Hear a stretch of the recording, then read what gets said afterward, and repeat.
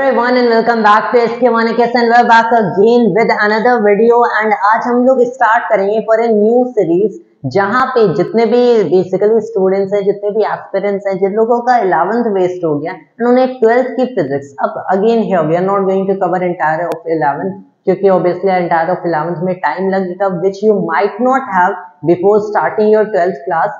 तो जिन लोगों का भी 11th वेस्ट हो गया होगा और they haven't studied some chapters और ऑल ऑफ द चैप्टर्स और एनी स्पेसिफिक चैप्टर, तो जो इम्पोर्टेंट चैप्टर्स होते हैं 11th के जो 12th में यूज होते हैं, like let's say for example 12th में आप इलेक्ट्रोस्टैटिक्स पढ़ोगे, that will be first chapter of course. बहुत सारे ऐसे क्वेश्चंस जिनमें you have to find something like change in momentum of a charge जो कि एक इलेक्ट्रिक फील्ड की सब्जेक्ट है, तो in that case how you will find it. तो जो भी इंपॉर्टेंट फॉर्मूलाज होते हैं या फिर इंपॉर्टेंट टर्म्स, इंपॉर्टेंट चैप्टर्स, तो वो हम लोग will be covering in here. First will be starting with units and dimensions जो कि बेसिकली एक फाउंडेशन या फिर बेस बिल्ड करती है in understanding of physics and quickly covering up all the important chapters.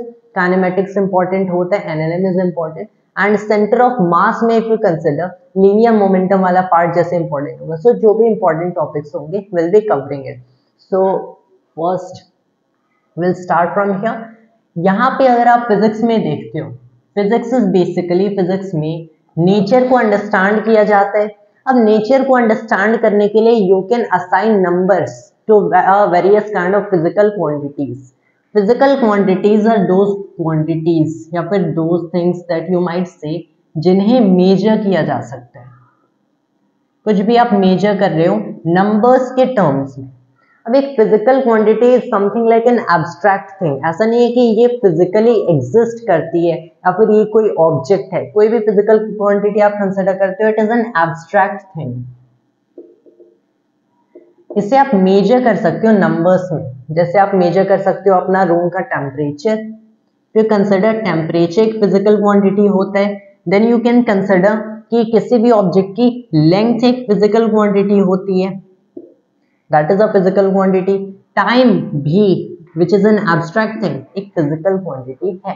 तो ऐसे बहुत सारी फिजिक्स में, फिजिक्स इज जस्ट कि कैसे आप यूनिवर्स को, इस नेचर को अंडरस्टैंड कर सकते हो यूजिंग फिजिकल क्वांटिटीज। कि कोई भी आपके पास फेनोमेना है, इससे रिलेटेड आपने इतनी क्वांटिटीज असाइन किया एंड इन क्वांटिटीज के नंबर्स, बेसिकली नंबर्स को स्टडी करके ये पॉजिटिव है, नेगेटिव है, रैशनल है, आप फिजिक्स की स्टडी करते हो। That is basically physics.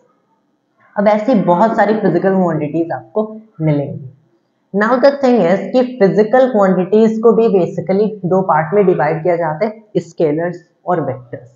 अब स्केलर्स एंड वेक्टर्स ऑब्वियसली बहुत लोगों को पता होगा कि स्केलर्स आर दोज जिनको सिर्फ नंबर्स चाहिए होती हैं कंप्लीट डिस्क्रिप्शन के लिए। So just a brief description over here कि जो स्केलर्स होंगे all they need is a magnitude। magnitude का मतलब basically the numbers that we are assigning to them। जैसे आपने लिया length 2 मीटर, अब आपने 2 मीटर लेंथ लिया, so this 2 over here, या फिर if someone asks you the magnitude unit obviously important होता है, so let's say 2 metre, this is basically the magnitude of this length।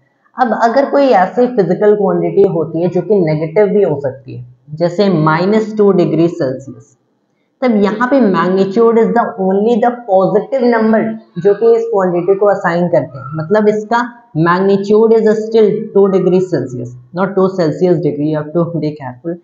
2 Celsius degree and 2 degree Celsius में actual में difference होता है। So basically -2 degree Celsius and 2 degree Celsius दो different temperature है, लेकिन दोनों का मैग्नीट्यूड सेम है, positive. To magnitude is always positive. Magnitude तो सबको पता ही होगा जिन लोगों ने भी हाई स्कूल लेवल की मैथ्स पढ़ी है। तो all you need is a positive number for scalars. अब अगर एक ऐसी स्केलर है जो कि नेगेटिव भी हो सकती है, तो बेसिकली मैग्नीट्यूड एंड उसमें प्लस माइनस का साइन, दैट वर्क्स। वेक्टर्स में you need a number and कौन सी डायरेक्शन में वो क्वांटिटी एग्जिस्ट करती है, जैसे फोर्स या फिर इलेक्ट्रिक फील्ड जो कि 12th में यू विल स्टडी। तो ऐसी जो क्वांटिटीज होती हैं कि किसी डायरेक्शन में एग्जिस्ट करेंगी, मैंने इस ऑब्जेक्ट को यहाँ पे पुश किया, तो दैट इज ऑब्वियसली मुझे स्पेसिफाई करना पड़ेगा मैंने इस ऑब्जेक्ट को कौन सी डायरेक्शन में पुश किया। So that is magnitude and direction combined gives us a vector. So that was just brief about scalars and vectors. This video we won't deal in fact about scalars and vectors. तो अब physical quantities को मैंने बताया कि you can try to measure it and आप indeed measure कर तो सकते हो। Now when you will measure obviously to study it आपको एक नंबर तो मिलेगा, लाइक 2 यहाँ पे मिला। मैंने टाइम बेसिकली बताया time duration. So let's say 5 hours के टाइम ड्यूरेशन में एक फिजिकल प्रोसेस होता है। 5 आवर्स के टाइम ड्यूरेशन में मैंने ये 5 वाला नंबर तो बताया, but you have to understand it कि बहुत बार जो स्केलिंग हम लोग यूज करते हैं बहुत ही लार्ज भी हो सकते हैं, बहुत स्मॉल हो सकते हैं। समथिंग लाइक दिस कि कुछ ऐसे प्रोसेस होते हैं जिन्हें 5 आवर्स लगते हैं, कुछ ऐसे प्रोसेस होते हैं जिन्हें 1 आवर लगता है, एंड कुछ ऐसे प्रोसेस हो सकते हैं जिन्हें 10 to the power -3 आवर्स भी लग सकते हैं। तब ऑब्वियसली बहुत ही वास्ट स्केल होता है इस यूनिवर्स में। कोई भी क्वांटिटी ले लो, आप लेंथ ले लो, you have the length या फिर which is basically let's say size of an atom जो कि एक काइंड की लेंथ है। तो you have size of an atom to the size of this galaxy, size of this universe। तो बहुत ही वास्ट स्केलिंग होते हैं। टाइम में you will have the time required for an electron to orbit around the nucleus to the time needed for the earth to spin on its axis, and यहाँ से आप ये भी देख सकते हो the time needed for the sun to go around the center of Milky Way। तो बहुत ही वास्ट स्केल हो सकते हैं हर फिजिकल क्वांटिटी में। दैट इज वाई हम लोग नंबर स्टेप सीधे सीधे असाइन तो कर सकते हैं, but it is in fact better बहुत सारे डिफरेंट स्केल्स को यूज करने के लिए। दैट इज वाई नंबर्स के साथ हम लोग एक और चीज कंबाइन करते हैं विच आर यूनिट्स। अगर मैंने कह दिया होता कि this object has a length of 2, तो ऐसे एक स्केल बिल्ड कर देते कि this is length 2, then the double must be the length 4 or something like that। लेकिन since there are these vast orders of magnitude जिन्हें कह सकते हैं, that is the reason कि एक सिंगल स्केल यूज नहीं किया जाता है, but there are multiple scales, and यहीं से आइडिया आता है यूनिट्स का। तो any object any physical quantity जिसकी आप मेजरमेंट करते हो उसके साथ आपको एक यूनिट्स असाइन करना होता है। सो you have a number plus it's units and vector है तो डायरेक्शन भी, but as a whole this is the measurement of any physical quantity that you carry out। तो मैंने let's say a car है मेरे पास, here is the car, I ask it for the length of this car जिसे L से denote कर सकते हैं। तो the length of this car मैंने मेजरमेंट किया एंड let's say मुझे मिला 3 मीटर। ऑब्वियसली यहाँ पे यू कैन सी एक मैंने नंबर यूज किया, दूसरा मैंने यूनिट यूज किया। Units can be changed, single unit नहीं है, देयर आर मल्टीपल यूनिट्स। सबको पता है 1 metre 100 centimetre, so this can be written as 300 centimetre. 1 centimetre 10 millimetre, तो इसे मैं 3000 मिलीमीटर भी लिख सकता हूँ। तो I can convert it from metre to centimetre to millimetre, and बहुत सारे ऐसे ऑर्डर्स ऑफ मैग्नीट्यूड होते हैं as you can look up in your textbook basic NCERT में। So you can see this goes to even nanometer, it goes to picometer and all the system। तो yeah, that is the reason since बहुत ही vast scaling होती है, एक number के साथ एक unit represent किया जाता है, एंड बेसिकली कोई भी आप यूनिट ले लो वो समहाउ एक ऑर्डर ऑफ मैग्नीट्यूड एक स्केल को रिप्रेजेंट करता है। लाइक एवरीडे लाइफ में कोई भी length of any average object यहाँ पे ले लो तो वो मीटर्स में ये लेंथ एग्जिस्ट करती है, यानी path that you consider kilometres में जनरली। अगर आप कंसिडर करते हो the vastness of this space तो वो लाइट ईयर्स तक भी जा सकते हैं। That is the reason units important होते हैं। So you have to understand number plus units will give you the measurement of that particular physical quantity. अब यहाँ पे यूनिट्स में भी एक फंडामेंटल ऐसा सिस्टम ऑफ यूनिट्स तो होना चाहिए which will be used for every physical quantity, usually generally for problem solving। पर कोई भी मेजरमेंट कैरी आउट हो रही है, बहुत सारे वास्ट स्केल है तो डिफरेंट यूनिट्स तो हैं, लेकिन एक ऐसा यूनिट होना चाहिए which will be used for all physical quantities। Definitely एक ऐसा तो आप असाइन नहीं करोगे, जैसे मैंने एक यूनिट ले लिया x, तो ऐसा नहीं है कि टेम्परेचर भी आप x में ही मेजर करोगे, लेंथ भी x में, बट एक सिस्टम ऑफ यूनिट्स ऐसा होना चाहिए। एंड वही से आइडिया आता है SI यूनिट्स का। SI units which is the international system of units, not such कि यहाँ पे I आ गया so it should be system of international या फिर इंटरनेशनल सिस्टम ऑफ यूनिट्स ही करना था, तो it should be IS units, not like that actually, क्योंकि ये फ्रेंच नेम से डिराइव किया गया है and that is the reason. So don't confuse it कि this stands for system, this for international. तो जो इंटरनेशनल सिस्टम ऑफ यूनिट्स होता है दैट बेसिकली गोज फॉर ऐसे काइंड की यूनिट्स, ऐसे मेजरमेंट्स जो कि इजीली आप एक्सेस भी कर सकते हो. एवरीडे लाइफ में आप इन मेजरमेंट्स को एक्सेस कर सकते हो, इन यूनिट्स को एक्सेस कर सकते हो, एंड दीज आर इनवेरिएबल. तो इन्हें ये कभी वैरी नहीं करेंगे, इस यूनिवर्स में ये यूनिट्स फिक्स रहेंगे. समथिंग लाइक दिस अगर आप कंसिडर करते हो, you are considering 1 light year which is considered कि लाइट एक साल में कितना डिस्टेंस ट्रैवल करेगा, उसे लाइट ईयर कहते हैं. अगर आप एक लाइट ईयर एक यूनिट कंसिडर करते हो, SI यूनिट, तो obviously it isn't easily accessible, क्योंकि light year is a very large distance जो कि आप देख ही नहीं सकते, जो आप मेजर ही नहीं कर सकते इन एवरीडे लाइफ. तो एवरीडे लाइफ में कोई भी क्वांटिटी के लिए जो वैल्यूज असाइन होंगी उन वैल्यूज के हिसाब से एक यूनिट बनाई जाए. तो यहाँ पे एंड यहीं से आइडिया आता है कि लेंथ के लिए मीटर्स, क्योंकि metre is obviously most accessible. अगर आप मेजरमेंट ऑफ लेंथ देखते हो तो ऐसे लेंथ के लिए मीटर बनाया जाता है. अब देखो टाइम के लिए 1 एंड ओनली सेकेंड, टाइम के लिए यू विल हैव सेकेंड, मास के लिए यू विल हैव किलोग्राम्स. तो ऐसे SI यूनिट्स बनाए जाते हैं and these should be invariable. मतलब अगर आपने कंसिडर किया किसी भी इंसान, किसी भी ह्यूमन की आर्म लेंथ, तब obviously this is not invariable, क्योंकि डिफरेंट पर्संस की आर्म लेंथ वेरी कर जाती है. किसी की अगर आप बेसिकली नोज का साइज कंसिडर करते हो तो डिफरेंट पर्संस की नोज का साइज तो डिफरेंट होता है. तो this can not be considered a unit.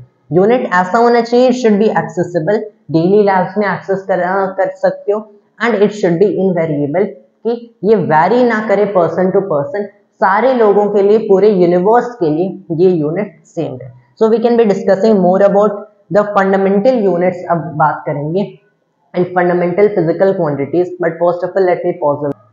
Alright, and now we are back once again. अब बात कर लेते हैं about some fundamental physical quantities. अब इफ यू कंसिडर, बेसिकली दो काइंड की फिजिकल क्वांटिटीज भी होती हैं. एक तो बेस, जिन्हें आप फंडामेंटल भी कहते हो, एंड दूसरी डिराइव्ड. अब it is something like this कि ऑब्वियसली बहुत सारी फिजिकल क्वांटिटीज हैं फिजिक्स में, सारे को आप अलग अलग यूनिट्स तो नहीं असाइन कर सकते. You will have to just memorise all this units, and basically अभी डायमेंशंस का कंसेप्ट वी कैन स्टडी. तो यहाँ पे बेसिकली क्या बात आती है कि कुछ ऐसी फंडामेंटल, जिन्हें बेस क्वांटिटीज भी कहा जाता है, जिनसे सारी दूसरी क्वांटिटीज डिराइव होती हैं या फिर बनती हैं. समथिंग लाइक दिस कि एक ऑब्जेक्ट बेसिकली कुछ डिस्टेंस ट्रैवल करता है, या यू कंसिडर डिस्टेंस कुछ स्पेसिफिक अमाउंट ऑफ टाइम में. इन 9th class everybody has studied कि इसकी जो एवरेज स्पीड होगी that will B total distance travelled divided by में टाइम ड्यूरेशन. तो यहाँ पे अगर मैंने कांस्टेंट स्पीड लिया, speed equals distance by time, constant speed के लिए. तो यहाँ पे if you consider a thing कि अगर मेरे पास डिस्टेंस है, अगर मेरे पास टाइम है एज टू फंडामेंटल क्वांटिटीज, तब यहाँ से speed I automatically get it, क्योंकि स्पीड को डिस्टेंस एंड टाइम के टर्म्स में डिफाइन किया गया है. That is what you have to understand. Speed को दो क्वांटिटीज के टर्म्स में डिफाइन किया गया है, डिस्टेंस और टाइम. अगर आपके पास डिस्टेंस है, डिस्टेंस डिफाइंड है, टाइम डिफाइंड है, you can define speed using these quantities. तो ऐसी बहुत सारी क्वांटिटीज होती हैं जिन्हें दूसरी क्वांटिटीज के टर्म्स में डिफाइन किया जाता है. तो यहाँ से कुछ इंडिपेंडेंट क्वांटिटीज भी होनी चाहिए कि जिन्हें एक दूसरे के टर्म्स में या फिर किसी भी और क्वांटिटी के टर्म्स में डिफाइन ना किया जा सके. तो बेसिकली यहाँ से कंसेप्ट आता है कि एक्चुअल में there are only 7 independent quantities, जिन्हें 7 बेस या फिर फंडामेंटल क्वांटिटीज भी कहा जाता है. ओनली 7. अगर आपके पास ये 7 है तो इन्हीं 7 से फिजिक्स की सारी क्वांटिटीज बनती हैं. That is what you have to understand. तो यहाँ पे 7 क्वांटिटीज होती हैं, जहाँ पे मैकेनिक्स में 3 बहुत ज्यादा यूज होंगी. This will be length, mass and time. Mechanics में ये तीनों सबसे ज्यादा यूज किया जाता है. So you will have length, distance basically एक काइंड की लेंथ ही है, सो डिस्टेंस आप कंसिडर करो, रेडियस ऑफ अ स्फीयर या फिर ऐसा कोई भी दूसरा क्वांटिटी जो कि लेंथ है, so that will again come under this category. Time यहाँ पे एक और क्वांटिटी विच इज मास, तो मास को इन दोनों के साथ ऐड करो, तो ये तीन फिजिकल क्वांटिटीज हैं जो कि मैकेनिक्स में सबसे ज्यादा यूज होती है, इनफैक्ट मैकेनिक्स में ये यूज होती है। देन यू विल हैव, अगर दूसरी consider, so you can have current, total 7 है, you have temperature, amount of substance and luminous intensity।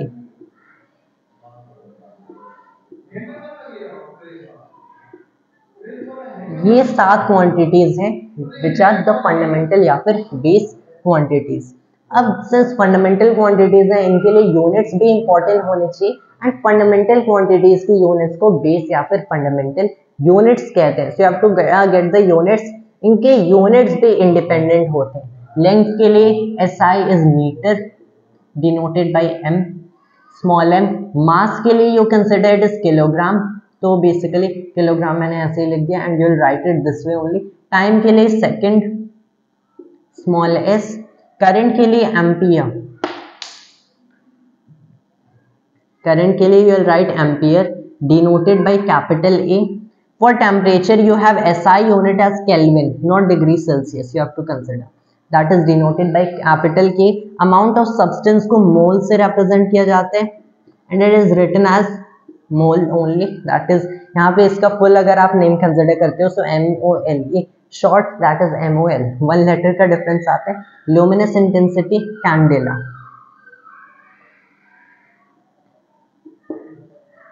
तो अब ये सारी 7 बेस क्वांटिटीज होती है, इनसे सारी डिराइव्ड क्वांटिटीज बनती हैं। जैसे टेम्परेचर, यहाँ पे टेम्परेचर से रिलेटेड दूसरी क्वांटिटीज बन सकती हैं by considering length, mass, time. आप देखो, आप एनर्जी का भी फॉर्मेशन कर सकते हो। एनर्जी अगर आप देखते हो तो ये समहाउ लेंथ, मास, टाइम पे डिपेंड करती है।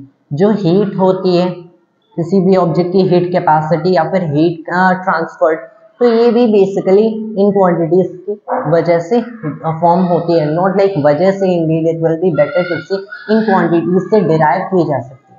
So that is what you have to understand, these 7 base या फिर fundamental quantities.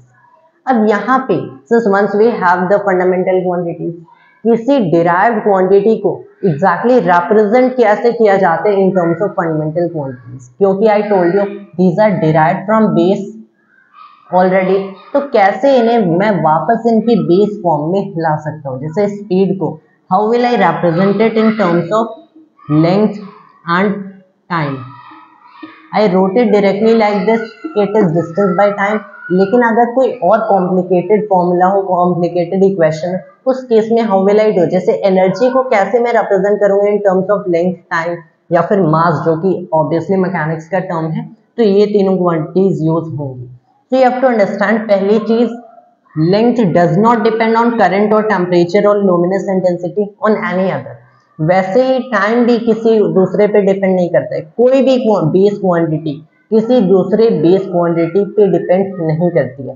That is what you have to understand. These are independent themselves. Now we can go on to understand कि कैसे derived quantities इन base quantities पे depend करती है। But first of all, let me pause the video and rub. Alright, and now we are back once again, and अब हम लोग forward proceed कर सकते हैं। जैसे we have already understood about units. Units कैसे समझते हैं? We have already got what exactly is it. यहाँ पे MKS system, that is SI system of units, international system में हम लोगों ने देखा what are the respective base quantities. जैसे SI is also called the MKS system. MKS क्यों? You can see meter, kilogram, second. जैसे मैंने बताया कि मैकेनिक्स में मोस्टली ये तीनों ही यूज होते हैं, that is length, mass, time. तो इनके रेस्पेक्टिव अगर आप SI यूनिट्स देखते हो, मीटर, किलोग्राम, सेकंड, उसके नाम से ही you can call it MKS। ऐसे एक और सिस्टम होता है which is CGS, centimetre, gram and second, that is for length, mass, time. तो ऐसे एक और होते हैं FPS which is foot, pound, you can write it and second. तो यहाँ पे अगर आप बेसिकली फोकस करते हो, you have FPS system, length, mass, time. तो ऐसे these are some other basically system of units, लेकिन most of the time SI units में ही we are advised to work. Now we can move forward with dimensions. अब you have to relate basically these derived quantities with their respective base quantities, ऐसे कि यहाँ पे एक dimension या फिर डायमेंशनल फॉर्मूला का कंसेप्ट आता है. So whatever, let me consider again length, mass, time. इन तीनों को ही अभी कंसिडर करते हैं. तो इनको मैंने बेसिकली कुछ रेस्पेक्टिव वेरिएबल्स असाइन कर दिए, नॉट इवन वेरिएबल्स, इन्हें आप वेरिएबल्स भी नहीं कह सकते हो, विच इज ये तो capital L, capital M and capital T. ये जो तीन टर्म्स मैंने यहाँ पे लिखे हैं, these are basically the dimensional formula themselves of length, mass and time. अब अगर मैंने capital L, capital M and capital T ले लिया, which is something like mathematical variables, not as a whole. इसे एज अ होल एक्सप्लेन करना तो difficult होगा कि what exactly are this capital L, capital M और capital T. That is the reason you should also keep reading from books. तो यहाँ पे अगर आप कंसिडर करते हो, मैंने जैसे स्पीड लिखा, तो स्पीड ऑब्वियसली मैं डिस्टेंस बाय टाइम लिखता हूँ, एटलीस्ट फॉर कांस्टेंट. अगर मैंने इसे डिस्टेंस बाय टाइम लिखा है, distance is a sort of length, time तो टाइम ही है. तो what I can do is कि मैंने इसे लेंथ लिखा, इसे टाइम लिखा. What I can do over here is length को मैंने बस कैपिटल L कर दिया, टाइम को capital T, and when I do that I am getting over here capital L over capital T, which is LT⁻⁻1. अब ये जो चीज मुझे यहाँ पे मिली है, दिस समहाउ रिप्रेजेंट्स कि कैसे स्पीड, लेंथ और टाइम दो बेस क्वांटिटीज पे डिपेंड करता है. तो this LT⁻⁻1 I will call the dimensional formula of speed. इन तीन क्वांटिटीज के लिए मैंने लिखा. There are also for the other quantities basically, जो कि आप टेक्स्ट बुक में भी देख सकते हो. जैसे एम्पियर, करंट के लिए you will right capital A. कुछ टेक्स्ट बुक्स में करंट के लिए कैपिटल I भी लिखा जाता है. तो टेम्परेचर के लिए आप कैपिटल K लिखते हो. So basically according to this, अगर आप देखते हो, किसी भी क्वांटिटी को उनकी बेस क्वांटिटी से रिप्रेजेंट किया जा सकता है. यहाँ पे स्पीड को तो मैंने सीधे लिख दिया LT⁻⁻1. इसका डायमेंशनल फॉर्मूला मतलब एक ऐसा फॉर्मूला जो कि इस क्वांटिटी को 7 बेस क्वांटिटीज की फॉर्म में रिप्रेजेंट करेगा. How will I represent like acceleration. Acceleration को एक change in velocity over time duration लिखा जाता है. सो राइट लेट्स से V-U/T. मैंने लिख दिया एवरेज एक्सेलरेशन. हम लोगों ने फॉर्मूला ऑलरेडी 9th में पढ़ा है. तो V-U/T इससे कैसे लिखा जाएगा. तो यहाँ पे आप बस क्या देखो कि जो फाइनल स्पीड का V is basically final speed after time t, U is the initial speed at time equals t equals 0. इसका डायमेंशन क्या है LT⁻⁻1. U का डायमेंशन क्या है LT⁻⁻1. है तो दोनों वेलोसिटीज. टाइम दिस इज, तो इसका तो कैपिटल T ही होगा. अब मैंने क्या किया, अगर मुझे एक्सेलरेशन के डायमेंशंस लिखने, I will write it LT⁻⁻1 minus में LT⁻⁻1 ओवर टाइम का dimension T. Is it 0 over T? Something like that. It isn't actually in fact 0 over T. LT⁻⁻1 minus LT⁻⁻1. मैंने बताया कि these aren't exact mathematical constants or variables. एक अगर आप length को जैसे यहाँ पे तो this isn't length exactly. मान लो मैंने 2 मीटर माइनस 1 मीटर सब्ट्रैक्ट किया, तो मुझे 1 मीटर आंसर मिलता है. एक लेंथ में से मैंने एक लेंथ को सब्ट्रैक्ट किया तो मुझे एक लेंथ मिलता है. स्पीड में से स्पीड को सब्ट्रैक्ट करूंगा, स्पीड मिलेगा. So you have to consider कि मैंने यहाँ पे एक स्पीड को एक स्पीड से सब्ट्रैक्ट किया, तो एक ऐसी क्वांटिटी जिनकी LT⁻⁻1 डायमेंशन है minus another with dimension LT⁻⁻1. तो फाइनली मुझे क्या डायमेंशन मिलेगा, फाइनली मुझे यही डायमेंशन LT⁻⁻1 मिलेगा ओवर T. तो बेसिकली डायमेंशंस को ऐड या सब्ट्रैक्ट करने पे you will get the same dimensions. अगर डिफरेंट डायमेंशंस हो क्या होगा, I will just tell.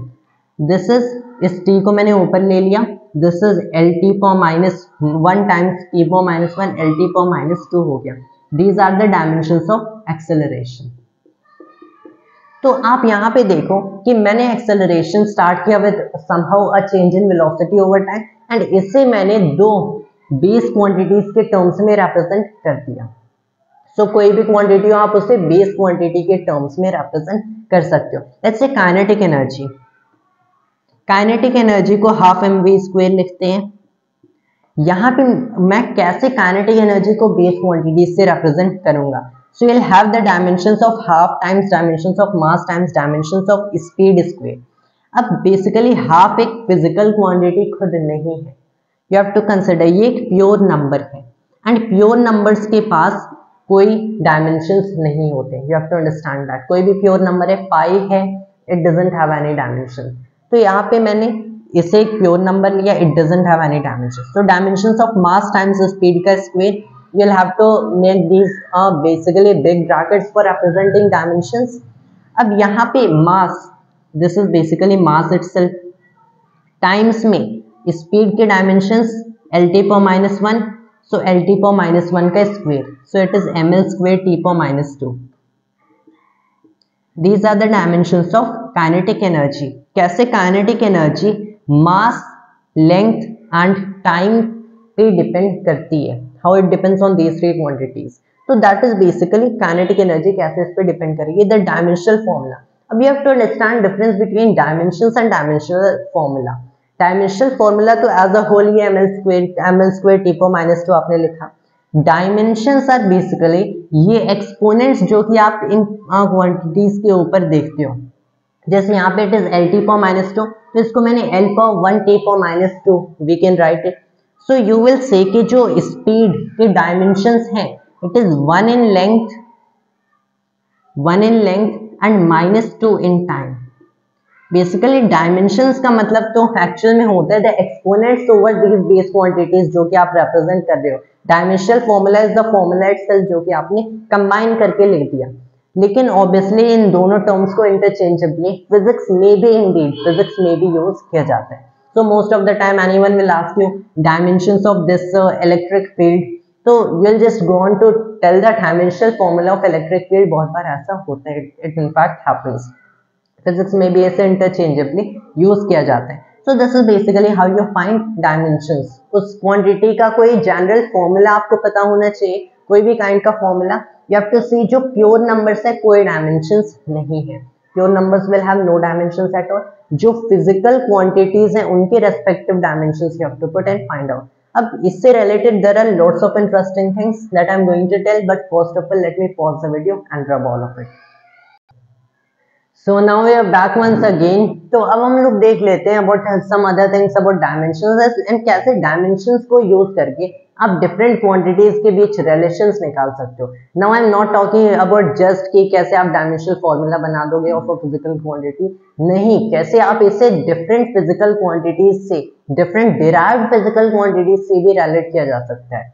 So now first of all you have to consider, जैसे मैंने बताया कि कोई भी आपने L_-1, जैसे when we are computing that of acceleration, तो आप देखोगे it is L_-1 over time वाला केस आता है एक्सेलरेशन के लिए, that is speed minus final speed minus initial speed over time. Obviously velocity है, let's just say final velocity minus initial over time. तो L_-1 minus L_-1 over time, इससे मैंने बताया it is just L_-1 over time, क्योंकि speed minus speed आपको एक speed ही देगा। एक टेम्परेचर माइनस दूसरा टेम्परेचर आपको एक दूसरा टेम्परेचर देगा। नॉट दैट कि आप इन डायमेंशंस को कैंसिल कर दिया, आपने ऐसे 0 लिख दिया। टेम्परेचर माइनस टेम्परेचर, कोई भी नंबर आपको कोई भी दे, साइन कोई भी दे, लेकिन वो वैल्यू तो टेम्परेचर ही होगी, that you have to consider. तब अब अगर अब मैंने क्या बताया कि that is L_-1 minus L_-1 होगा। लेट्स से मुझे L_-1 माइनस L_-2 करना हो, ये मैं कैसे करूँगा? And it can not happen actually. अगर आपको L_-1 माइनस L_-2, या फिर अगर आपको T माइनस KL करना है, that is K is basically, अब K तो टेम्परेचर का है, so let's say ml, it will be a better term, T minus ml। So it doesn't happen, ये दोनों काइंड की क्वांटिटीज एग्जिस्ट नहीं करेंगी। कभी भी आप उन्हीं क्वांटिटीज को ऐड या सब्ट्रैक्ट कर सकते हो जिनके same units and same dimension हो। यू हैव टू अंडरस्टैंड कि कोई भी दो क्वांटिटीज आपने x एंड y को अगर x प्लस वाई ऐड किया, x माइनस वाई किया, सब्ट्रैक्ट किया, तो इन दोनों के डायमेंशंस सेम होने चाहिए।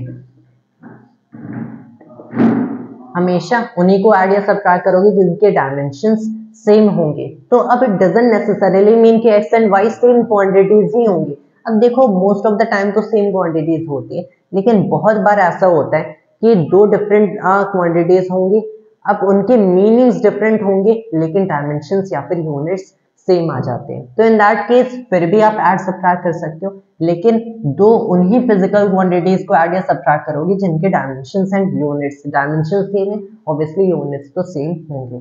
तो जिनके डायमेंशंस या फिर यूनिट्स सेम होंगे उन्हीं को ऐड सब्ट्रैक्ट करोगे। मल्टीप्लाई या फिर डिवाइड, अब डिफरेंट होंगे और सेम होंगे it doesn't matter. Multiply divide आप कैसे भी कर सकते हो। मल्टीप्लाई करोगे सेम डायमेंशंस होंगे so it will just get to the square, divide करोगे तो कैंसिल हो जाएगा, लेकिन इसमें सेम होंगे डिफरेंट होंगे डजंट मैटर। एक्स वाई को आपको ऐड या सब्ट्रैक्ट करने डायमेंशंस एंड दस units should be obviously same in this case। तो ऐसा वाला case is not possible, this is completely possible, ये भी पॉसिबल है, you can see in this particular case. तो ये हम लोगों ने देख लिया। नाउ वी कैन गेट कि कैसे आप डिराइव्ड फिजिकल क्वांटिटी को किसी दूसरे डिराइव्ड फिजिकल क्वांटिटी के फॉर्म में रिप्रेजेंट कर सकते हो। मतलब समहाउ आप एक फॉर्मूला क्रिएट कर सकते हो from using the concept of dimensions. उसके लिए एक और प्रिंसिपल इंपॉर्टेंट होता है which is the principle of homogeneity. अब principle of homogeneity will see कि अगर आप एक इक्वेशन लिख रहे हो, जैसे मैंने लिखा था kinetic energy equals half mv square. अगर मेरी kinetic energy half mv square है, एक और ऐसा टर्म होता है let's say for example gravitational potential energy, जिसे मैं mgh लिखता हूँ, mass times acceleration due to gravity times height. अब के और मैंने यो ग्रेविटेशनल को ऐड किया, मतलब मुझे यहाँ से एक ऐसा टर्म मिलता है जिसे फिजिक्स में टोटल मैकेनिकल एनर्जी कहा जाता है। Not necessarily this will be total mechanical energy, एक और ऐसा ही टर्म होता है, मतलब मोस्ट ऑफ द केसेस में उसे जीरो ही लेते हैं, इलास्टिक पोटेंशियल एनर्जी। जैसे मैंने ये क्वेश्चन लिखा, total mechanical energy of a system is half times उसकी mass times speed square plus mass times acceleration due to gravity, this is a form of acceleration, times the height. Height कौन सा, कोई भी general height ले लोगे, most of the time उसकी अर्थ के surface से हाइट ली जाती है। तो प्रिंसिपल ऑफ होमोजेनिटी ये कहेगा कि LHS एंड RHS के डायमेंशंस सेम होंगे। कोई भी इक्वेशन लिखो, इक्वालिटी होगी, LHS एंड RHS के डायमेंशन सेम होंगे, एंड हर एक टर्म जो कि ऐड हो रहे हैं उसके तो dimension obviously by the rule of dimension same होने हैं। कि अगर आप हाफ mv स्क्वायर को ऐड कर रहे हो mgh से, तो half mv square and mgh के डायमेंशन सेम होने चाहिए तभी ऐड होंगे। अब ऐड करके आपको कुछ रिजल्ट मिलेगा, तो जो E आपको फाइनल क्वांटिटी मिल रही है इसके dimension should be same as half mv square के dimension which are again same as mgh के dimension. That is what you have to understand. तो अगर मैंने कंसिडर किया हाफ mv स्क्वायर, मैंने कंसिडर किया था ml square t power minus 2, we found it ml square t power minus 2, mgh का भी ml square t power minus 2 होना चाहिए, टोटल मैकेनिकल एनर्जी का भी ml square t power minus 2 होना चाहिए। वी कैन चेक, इसका तो ml square t power minus 2 था, इसका अगर आप देखते हो m will obviously be m, ये मास है बेस क्वांटिटी। एक्सेलरेशन के डायमेंशंस क्या होते हैं, ऑब्वियसली lt पावर माइनस 2, तो यहाँ पे lt पावर माइनस 2 हो गया। हाइट एक फॉर्म की लेंथ है तो इसे आप l लोगे, यहाँ पे मल्टीप्लाई करो obviously ml square t power minus 2, तो ये भी वही है total mechanical energy. In the and ml square t power minus 2 को आप ml square t power minus 2 से ऐड करोगे तो मतलब ml square t power minus 2 ही मिलेगा, मतलब इसके भी ml square t power minus 2, that is perfectly valid, ये इक्वेशन परफेक्टली करेक्ट है। तो कोई भी इक्वेशन पहली चीज आपको वेरीफाई करना है कि इनकरेक्ट है या फिर करेक्ट है, तो वहां पे आपको देखना है कि दोनों साइड के डायमेंशन सेम होने चाहिए, in any case you are working on over a mathematical या फिर फिजिकल प्रॉब्लम, दोनों साइड के डायमेंशंस सेम होने चाहिए if there is equality at all, and कोई भी दो क्वांटिटीज ऐड हो रही हैं या फिर सबट्रैक्ट हो रही है उनके भी डायमेंशन सेम होने चाहिए। That is what you have to see. अब ऐसी बेसिकली इक्वेशंस या फिर फॉर्मूला जो कि डायमेंशनली करेक्ट है, इट इज नॉट नेसेसरी कि वो करेक्ट ही होंगे। इज समथिंग लाइक दिस कि आपने एक इक्वेशन लिखा, उसे वेरीफाई किया डायमेंशनली, तो अगर वो डायमेंशनली करेक्ट आ रहे, ऐसा भी जरूरी नहीं है कि इक्वेशन एक्चुअल में फिजिकली करेक्ट होगा। समथिंग लाइक दिस, मैंने मेरा जो करेक्ट एक्सप्रेशन होता है equals half M V square plus M G H, ये होगा टोटल मैकेनिकल एनर्जी। अगर मैंने एक ऐसा इक्वेशन बना दिया, मान लो मैंने मैथ्स में कहीं गलती कर दिया while actually deriving it, and मैंने लिख दिया कि जो टोटल मैकेनिकल एनर्जी होता है उसे मैंने M V square plus M G H कर दिया, जो सी, ये इक्वेशन डायमेंशनली करेक्ट है। ये अगर मैंने इसे M V square plus M G H किया होता या फिर plus M G H by 2 किया होता, उस केस में ये भी इक्वेशन करेक्ट है। क्यों? क्योंकि ये तो आपको M L square T power minus 2 पता है हमें, ये M L square by T power minus 2 है। यहाँ पे एम वी स्क्वेयर अगर आप देखते हो ये भी M L square T power minus 2 आ रहा है, मतलब ये भी M L square T power minus 2 आ रहा है, ऑब्वियसली होमोजेनिटी फॉलो कर रहा है। So you can clearly see ये इक्वेशन भी डायमेंशनली करेक्ट है।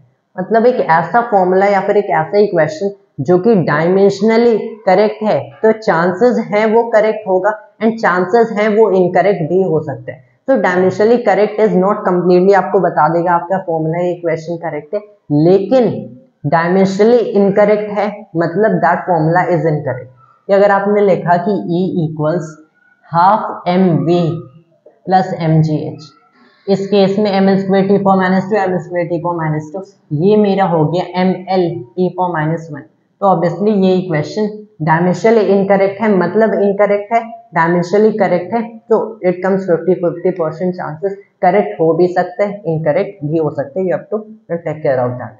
तो अब इतना we have learned, now we can finally get to deriving relations between quantities. So I will just pause the video over here and rub on. So now we are back once again. अब हम लोग finally देखते हैं कि कैसे different physical quantities के बीच में relations आप डिड्यूस करते हो। So it is something like this, जैसे आपको कुछ क्वांटिटीज को रिलेट करना है, you have to relate basically, let's say आपको फोर्स को रिलेट करना है विद मास एंड एक्सेलरेशन। आपको पता होना चाहिए कि कौन कौन सी क्वांटिटीज को एक दूसरे से रिलेट करना है, एंड दिस इज बेसिकली, इसमें तो जेई में भी क्वेश्चंस आते हैं, एटलीस्ट 1 और 2 you will see main at least आते हैं। So you have to say कौन कौन सी quantities को relate करने and whether this quantity will at all depend on at this and this or not. Force has to be done by mass and acceleration. Basic knowledge है F equals ma. कहाँ से dimensionally आप इसे ला सकते हो, you have to understand it. तो पहले you need to know इसके dimensions क्या होंगे। Obviously F equals ma से ही इसके dimensions मिलते हैं, but many times it is something like this कि आपको ऐसे क्वांटिटीज मिलेंगी दूसरे ड्राइव से रिलेट करने, डिड्यूस करने रिलेशन, जहां पे you already know the dimension. So in that case you have to at least pretend कि आपको पहले से डायमेंशंस पता है। इसके मास का m, ये हो गया मेरा LT पावर माइनस 2। तो if you want to consider this way, जैसे मैंने लिखा कि ml T power minus 2 which is force, तो इसको मैं k a dimensionless constant, but is something like this कि ऑब्वियसली अगर एक ऐसा रिलेशन डिड्यूस करते हैं बिटवीन सर्टेन फिजिकल क्वांटिटीज, तो हमें पता है कि यहाँ पे प्योर नंबर्स भी आ सकते हैं जिनके पास कोई डायमेंशंस नहीं है, तो उन प्योर नंबर्स को अपने इक्वेशन में रखने के लिए मैंने एक वेरिएबल मान लिया, मुझे इसकी वैल्यू भी नहीं पता, बट वी कंसिडर वेरिएबल। जैसे आप constant of integration plus C in indefinite integration add कर देते हो, ऐसे यहाँ पे। तो सिंस वी नो, अभी इसको भूल जाओ कि यहाँ पे मैंने ले लिया कि फोर्स समहाउ मास पे डिपेंड करता है, मास पे डायरेक्टली डिपेंड करे कि it is proportional to mass, ऐसा भी हो सकता है मास के किसी पावर पे भी, which is the most general scenario, depend कर सकते हैं। तो मैंने ले लिया it is proportional to mass to the power a। फिर मैंने ले लिया ये एक्सेलरेशन पे की पावर b पे डिपेंड करता है, नॉट ऑन एक्सेलरेशन, एक्सेलरेशन की पावर b पे। It depends on mass and acceleration, जरूरी मतलब नहीं है कि ये मास टाइम्स एक्सेलरेशन ही हो, कुछ और भी हो सकता है। तो यू विल राइट कि ml T power minus 2 which is basically यहाँ पे जैसे मैंने लिख लिया कि f will be proportional to ma times में ab, सो f इक्वल्स k m पर a पर b, मतलब ml t पर -2 डायमेंशनलेस है। अब इस k को हटा सकते हैं at least while think of dimensions. ये मेरा m पे पावर a हो गया टाइम्स में if you consider acceleration L T पर -2 पे पावर b। यहाँ पे ml t पर -2 है। If you equated here is m power a l power b t पर -2b, ये मिला। अगर यहाँ पे देखें कुछ आप इक्वेशंस बना सकते हो, ये बहुत ही general scenario, I consider it simple example. Mass को मास से कंपेयर करो, ऑब्वियसली नीचे बेस में मास है, यहाँ पे भी मास है, इनके एक्सपोनेंट्स आप इक्वल करो। m should be equal to m power a, मतलब a इक्वल्स 1 आ गया। लेंथ को लेंथ से कंपेयर करो, l पावर 1 है यहाँ पे, ये l पावर b है, b इक्वल्स भी 1 आ गया। -2 को -2b से कंपेयर करोगे, ऑब्वियसली अगेन b इक्वल्स 1 आ रहा है। इस केस में at least in this case a equals 1 b equals 1, put it again in this वाला इक्वेशन, तो f equals k m power 1 a power 1, तो आपको f equals k m a मिल रहा है। बट ऑलवेज रिमेंबर, आप कोई भी डायमेंशनली ऐसा कैरी आउट करोगे, आपको यहाँ पे एक डायमेंशनलेस कांस्टेंट जरूर मिल जाएगा, क्योंकि आपको एग्जैक्टली नहीं पता कि वेदर व्हाट नंबर यहाँ पे आ भी सकता है, यहाँ पे पाई भी आ सकता है, यहाँ पे हाफ भी आ सकता है, यहाँ पे 1 भी आ सकता है। तो basically you don't know. Obviously हमें पता है इस k को 1 लिया जाता है when you study f equals ma, the Newton second law, लेकिन at least while carrying it out dimensionally we don't know about it. ऐसे एक और एग्जांपल ले सकते हैं, जैसे the time period of a pendulum. Time period of a pendulum, मैंने यहाँ पे एक पेंडुलम लटकाया विद अ सीलिंग। ये टाइम पीरियड जो होता है, this depends on the length, ये लेंथ पे डिपेंड करता है। तो here you will have length कि कोई पावर a ले लेते हैं, and it is also proportional to the acceleration due to gravity की कोई पावर b। मैंने बताया क्वेश्चन में time period of a pendulum, उस पेंडुलम की लेंथ पे डिपेंड करता है, एक्सेलरेशन ड्यू टू ग्रेविटी, मतलब ग्रेविटी क्या एक्सेलरेशन प्रोड्यूस करती है, ये इन दी एंड एक एक्सेलरेशन है। तो एक्सेलरेशन के डायमेंशंस एल टी पर -2 होते हैं, सबको पता है। तो अब मैं कैसे टाइम पीरियड को रिलेट कर सकता हूँ with the length and acceleration due to gravity, कुछ ऐसे करूंगा। Listen, it is time period, मतलब इसके डायमेंशंस टाइम के होंगे। लेंथ है तो डायमेंशंस कैपिटल एल होंगे। Acceleration due to gravity L T पर -2। What I will do is कि time I wrote as proportional to L power A, and then capital L will be indeed better, and times में acceleration due to gravity power B. Then I write it such कि time period equals K L power A G power B, ठीक है। अब I will write the dimensions. इसके dimensions capital T only equals K dimensionless constant है। Length का क्या होता है? Length का मैं लिखता हूँ as L only. So here you have L power A times में G which is L power T minus 2, L T minus 2 power में B हो गया। We are getting this right?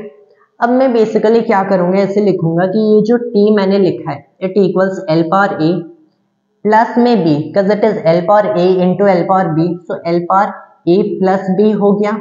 Then you have T power minus 2B. You are getting it right? यहाँ पे मैंने इसे L power A लिखा था, यहाँ पे L T power minus 2 power B लिखा। So here it comes L B T minus 2B. When they are multiplied, L A plus B and T minus 2B only. अब यहाँ पे अगर मैं कंसिडर करता हूँ ओनली T है, only T का मतलब क्या होता है कि ये जो क्वांटिटी होगी सारे दूसरे बेस क्वांटिटीज में इसके जो डायमेंशंस होंगे वो 0 होंगे। मतलब अगर यहाँ पे सिर्फ टाइम पे डिपेंड कर रहा है, मतलब इसके मास का डायमेंशन देखूं तो वो 0 होगा, लेंथ का डायमेंशन देखूं वो 0 होगा, करंट का डायमेंशन देखूं वो 0 होगा। T को आप और कैसे लिख सकते हो? This means M0 L0 T। This is what it means कि इसके मास के डायमेंशन 0 है, तो इस T को आप M पर 0 L पर 0 T भी लिख सकते हो। इन दी एंड अगर आप देखते हो तो यहाँ पे लेंथ है, यहाँ पे लेंथ नहीं है, मतलब इस वाले एक्सपोनेंट को आपको इस 0 एक्सपोनेंट से कंपेयर करना है। तो सिंस यहाँ पे 0 डायमेंशन है, तब A प्लस B लेंथ के डायमेंशन को कंपेयर करो, 0 आना चाहिए। फिर यू हैव -2B 1 आना चाहिए। क्योंकि यहाँ पे टाइम है, यहाँ पे टाइम है, अगर आप देखते हो तो ऑब्वियसली यहाँ पे -2 भी है, it should be equal to 1 over here. -2 भी 1 है, इन इक्वेशंस को सॉल्व करेंगे, ये -12 देगा, तो b की वैल्यू -12 आ गई। इस -12 को मैंने यहाँ पे पुट किया, मतलब a क्या होना चाहिए, a हाफ के इक्वल होना चाहिए। तो a की वैल्यू हाफ मिल गई, b की वैल्यू -12 मिल गई। अब इसको इस इक्वेशन में पुट करेंगे, क्या मिलेगा, t equals k, l power basically a है तो half, and then you have g power -12। अब l पावर हाफ, किसी भी क्वांटिटी पावर हाफ का मतलब क्या होता है, सिंपल सा है, मतलब होता है उस क्वांटिटी का root. So you'll have time period as k root of l। अब g पावर -12 क्या होगा, g पावर -x का मतलब 1 by g पावर x। अब x की वैल्यू हाफ हो गई, सो it will B 1 by root g, so it is k times root l over root g। Basic mathematical knowledge, root को as under root दोनों quantities ले लेते हैं, it is k root l over g। Dimensionally मुझे ये result finally मिलता है। This is how you do it, k root l over g। अगर आप SHM पढ़ते हो तो आपको पता चलेगा दिस k बेसिकली ये 2 पाई से रिलेटेड होता है। सिंस 2 पाई तो ऑब्वियसली आप देखोगे दिस इज समथिंग लाइक एक डायमेंशनली प्योर नंबर है, तो डायमेंशंस इसके 0 ही होंगे इन ऑल फिजिकल क्वांटिटीज। तो यहाँ पे डायमेंशंस को कुछ है नहीं, तो if you have to not write k over here, तो आपको टाइम पीरियड का फॉर्मूला मिलता है root of l over g, जो कि अभी भी डायमेंशनली करेक्ट है क्योंकि k तो डायमेंशनलेस है, लेकिन ये फिजिकली एक इनकरेक्ट फॉर्मूला है, क्योंकि एक्सपेरिमेंटली या फिर फिजिकल नॉलेज से हमें पता चला है कि ये k यहाँ पे एग्जिस्ट करता है, यहाँ पे एक 2 पाई का टर्म आता है, that is what you have to understand. तो ऐसे रिलेशन डिराइव किए जाते हैं, से प्रूव किए जाते हैं whether an equation is dimensionally correct और इनकरेक्ट। एंड बेसिकली ये जो मेथड है हाउ यू गेट रिलेशंस, यहाँ पे की इन दी एंड बच ही जाते हैं। In this usually you will get to see 1 or 2 questions in JEE Main, and that roughly sums up this chapter units and dimensions in a single video, and that was all for today, and thanks to all viewers.